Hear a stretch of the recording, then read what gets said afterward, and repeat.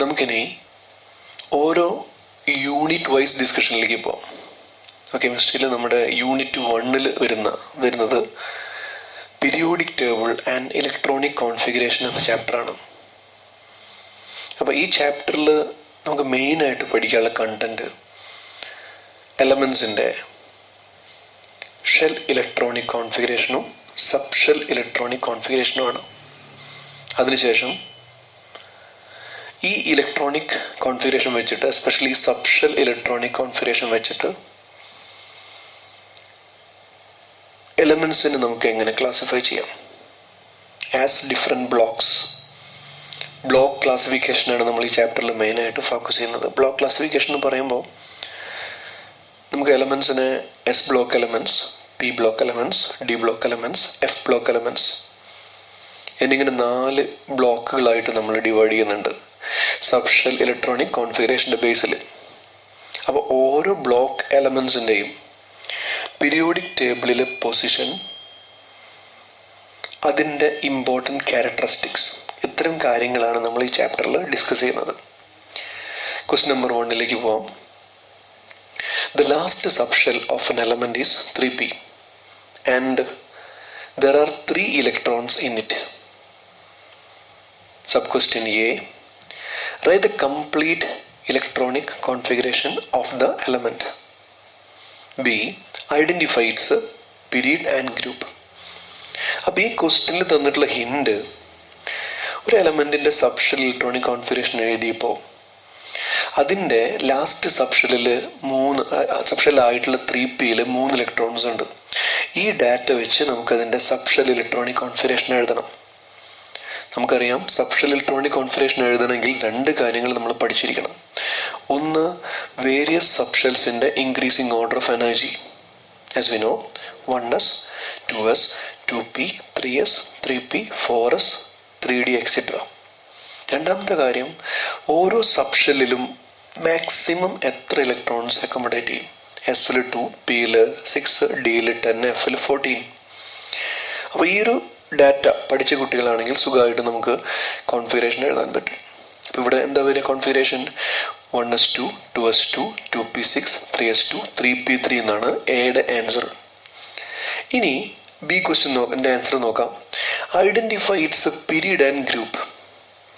അപ്പോൾ നമ്മൾ ഈ ഇലക്ട്രോണിക് കോൺഫിഗറേഷൻ നോക്കിയിട്ടാണ് ഈ ഇലക്ട്രോണിക് കോൺഫിഗറേഷൻ്റെ ബേസിൽ നമുക്കതിനെ ഈ എലമെൻ്റ്, ഈ കോൺഫിഗറേഷൻ വരുന്ന എലമെൻറ്റിൻ്റെ പീരിയോഡിക് ടേബിളിലെ പൊസിഷൻ, അതായത് ആ എലമെൻറ്റിൻ്റെ പീരീഡും ഗ്രൂപ്പും നമുക്ക് മനസ്സിലാവുള്ളൂ. അപ്പോൾ ഇവിടെ നോക്കൂ, ഇവിടെ ലാസ്റ്റ് ഷെല്ല് 3s2, 3p3, 3 ആണ് ലാസ്റ്റ് ഷെല്ല്. അപ്പോൾ ലാസ്റ്റ് ഷെല്ലിൻ്റെ ഷെൽ നമ്പർ തന്നെയായിരിക്കും പീരീഡ് നമ്പർ. അപ്പോൾ ഇവിടെ ഈ എലമെൻറ്റിൻ്റെ പീരീഡ് ഏതാ? 3 ആണ് പീരീഡ്. ഇനി ഗ്രൂപ്പ് നമ്പർ അറിയണമെങ്കിൽ നമ്മൾ ആദ്യം ഈ എലമെൻറ്റ് ഏത് ബ്ലോക്കിലാണെന്ന് അറിയണം.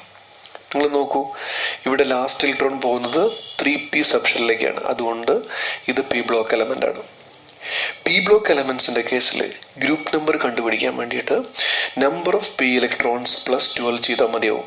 ഇവിടെ നമ്പർ ഓഫ് പി ഇലക്ട്രോൺസ് 3 അല്ലേ. So group number will be equal to 3 + 12, 15. So നമ്മുടെ ആൻസർ വരിക 3rd പീരീഡ് 15th ഗ്രൂപ്പ്. ഇതുപോലെ ഈ ടൈപ്പ് ക്വസ്റ്റ്യൻ വളരെ ഇമ്പോർട്ടൻ്റ് ആണ്. ഈ ടൈപ്പ് ക്വസ്റ്റ്യൻ കാരണം ഇത് പ്രീവിയസ് ഇയർ ക്വസ്റ്റ്യൻ പേപ്പറിലെ ക്വസ്റ്റ്യൻ ആണ്, 2019 ക്വസ്റ്റ്യൻ പേപ്പറിലെ ക്വസ്റ്റ്യൻ ആണ്. അപ്പോൾ ഈ ടൈപ്പ് ഓഫ് ക്വസ്റ്റ്യൻസ് റിപ്പീറ്റ് ചെയ്യുന്ന ക്വസ്റ്റ്യൻ ആണ്. നമുക്ക് ഇതേപോലത്തെ ഒരു ക്വസ്റ്റ്യൻ കൂടി ചെയ്ത് നോക്കാം. The atomic number of N element is 19. Sub questions. A. Write the subshell electronic configuration. B. Identify its group, period, block and oxidation state. C. Write any one characteristics of the block to which the element belongs. A question ആൻസറിലേക്ക് വരാം. Z atomic number 19 ആണ് ഇവിടെ.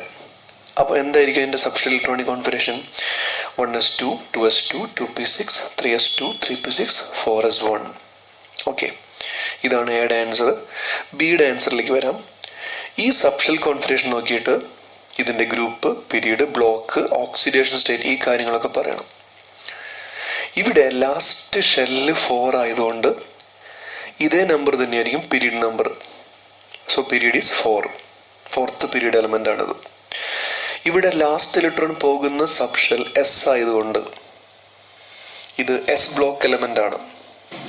S block എലമെൻസിൻ്റെ കേസിൽ group number കിട്ടണമെങ്കിൽ ഒരു കാര്യം നോക്കിയാൽ മതി.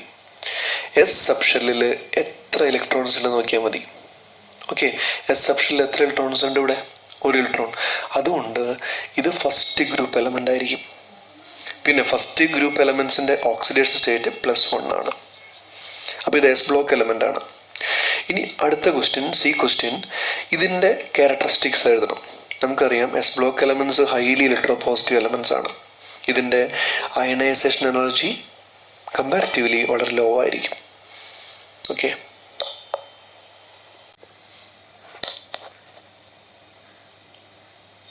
നമുക്കിനി ക്വസ്റ്റ്യൻ നമ്പർ 3 നോക്കാം. Write the electronic configuration of chromium 24 and copper 29. അപ്പോൾ ആദ്യം ക്രോമിയം 24ൻ്റെ കേസിൽ നമ്മൾ സാധാരണ ആസ് യൂഷ്വൽ ചെയ്യുന്ന പോലെ നമ്മൾ ഇലക്ട്രോണിക് കോൺഫിഗറേഷൻ എഴുതുകയാണെങ്കിൽ നമുക്ക് കിട്ടുന്ന configuration 1s2, 2s2, 2p6, 3s2, 3p6, 4s2 and 3d4 എന്നാണ് കിട്ടുക. നമ്മളൊരു കാര്യം മനസ്സിലാക്കേണ്ടത്, ഈ completely filled and half filled electronic configurations R stable. ഇവിടെ ഡി സബ്ഷെല്ലിൻ്റെ കേസിൽ D5 ഹാഫ് ഫിൽഡ് ഇലക്ട്രോണിക് കോൺഫിഗറേഷനാണ്. അപ്പോൾ അത് കിട്ടാൻ വേണ്ടിയിട്ട് ഒരു ഇലക്ട്രോൺ 4s നിന്ന് 3d പോകും. അത് സ്റ്റേബിളാണ്, D5 സ്റ്റേബിൾ ആയതുകൊണ്ടാണ് അങ്ങനെ വരുന്നത്. അപ്പോൾ എന്താ കോൺഫിഗറേഷൻ വരിക? 1s2, 2s2, 2p6, 3s2, 3p6, 4s1, 3d5 എന്ന് വരും. ഇതിനെ ഒന്നുകൂടി ഷോർട്ടൻ ആക്കാൻ വേണ്ടിയിട്ട് നമുക്ക് നോബിൾ ഗ്യാസിൻ്റെ ടേംസിൽ എഴുതാം. ക്രോമിയത്തിൻ്റെ തൊട്ട് മുമ്പിൽ വരുന്ന നോബിൾ ഗ്യാസ് ആർഗണാണ്, ആറ്റം നമ്പർ 18. അപ്പോൾ ഈ ഫസ്റ്റ് 18 ഇലക്ട്രോൺസിന് പകരം ആർഗൺ എന്ന് എഴുതാം. അപ്പോൾ എന്താണ് കോൺഫിഗറേഷൻ വരിക? Argon 4s1, 3d5. ഇത് എക്സെപ്ഷണൽ ഇലക്ട്രോണിക് കോൺഫിഗറേഷനാണ്. ഇതുപോലത്തെ ഇലക്ട്രോൺസിൻ്റെ ഷിഫ്റ്റിങ് വളരെ റെയർ ആയിട്ടുള്ള കേസിൽ മാത്രമേ ഉള്ളൂ. അതിനെയാണ് ഈ എക്സെപ്ഷണൽ കോൺഫിഗറേഷൻ എന്ന് വിളിക്കുക. എക്സാമിനേഷൻ്റെ ഫേവറേറ്റ് ആയിട്ടുള്ളൊരു ടോപ്പിക്കാണ്. ഇനി ഫൈനലായിട്ട് നമുക്ക് ഈ കോൺഫിഗറേഷൻ എങ്ങനെ എക്സ്പ്രസ് ചെയ്യാം? ഇത് ലാസ്റ്റ് ഷെല്ല് 4 അല്ലേ, അത് 8 അവസാനം എഴുതണം. So finally we can express the electronic configuration of chromium as argon 3d5 4s1. Okay, ഇതേപോലെ തന്നെ കോപ്പർ 29ലും ഇതേപോലത്തെ എക്സെപ്ഷണൽ കേസ് ഉണ്ട്. നിങ്ങൾ എഴുതി ഇതുപോലെ നിങ്ങൾ വർക്കൗട്ട് ചെയ്യുമ്പോൾ നമുക്ക് കിട്ടുന്ന final configuration argon 3d10 4s1. Okay, ഒരു കാര്യം മനസ്സിലാക്കേണ്ടത്, ഡി ബ്ലോക്ക് എലമെൻസിൻ്റെ കേസിൽ ലാസ്റ്റ് ഇലക്ട്രോൺ ഫില്ല് ചെയ്യുക പെനൽറ്റിമേറ്റ് ഷെല്ലിലേക്കായിരിക്കും. ഈ പെനൽറ്റിമേറ്റ് ഷെൽ എന്ന് പറഞ്ഞാൽ shell inside the valence shell എന്ന് പറഞ്ഞാൽ സെക്കൻഡ് ലാസ്റ്റ് ഷെല്ലിലേക്കായിരിക്കും ലാസ്റ്റ് ഇലക്ട്രോൺ ഡി ബ്ലോക്ക് എലമെൻസിൻ്റെ കേസിൽ വരിക. ഓക്കെ, അപ്പോൾ ഇത് രണ്ടും എക്സാമിനേഴ്സിൻ്റെ ഫേവറേറ്റ് ക്വസ്റ്റ്യൻ ആണ്, റിപ്പീറ്റ് ചെയ്ത് പഠിക്കണം. എക്സെപ്ഷണൽ ഇലക്ട്രോണിക് കോൺഫിഗറേഷൻ ആണ്. ക്വസ്റ്റ്യൻ നമ്പർ 2ലേക്ക് വരാം. Explain the reason for exceptional subshell electronic configuration. നമ്മൾ ഓൾറെഡി പറഞ്ഞു, D10 കംപ്ലീറ്റ്ലി ഫിൽഡ് കോൺഫിഗറേഷൻ ആണ്, D5 ഹാഫ് ഫിൽഡ് കോൺഫിഗറേഷൻ ആണ്.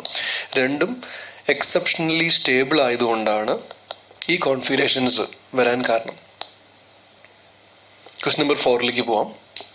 The d block elements are called transition elements. What are the important characteristics of d block elements? ഒരു 4 characteristics പറയാം, കാരണം ഇവിടെ 2 മാർക്കാണ്. അപ്പോൾ മാക്സിമം പോയിന്റ്സ് എക്സാമിന് എഴുതി വയ്ക്കണം.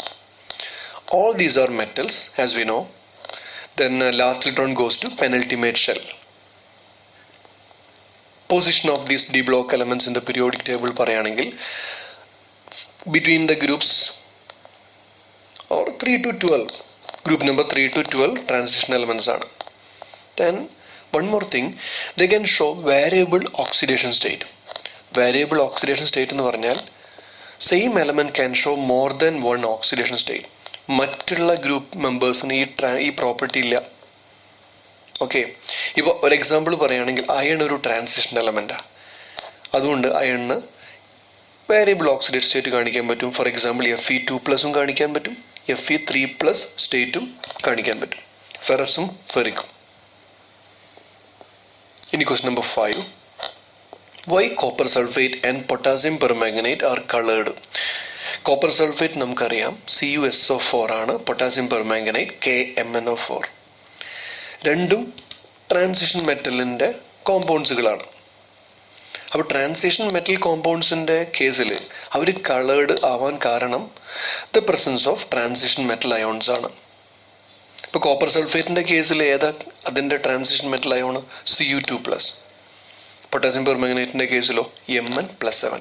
So transition metal ions responsible for the colour of their compounds. Thank U.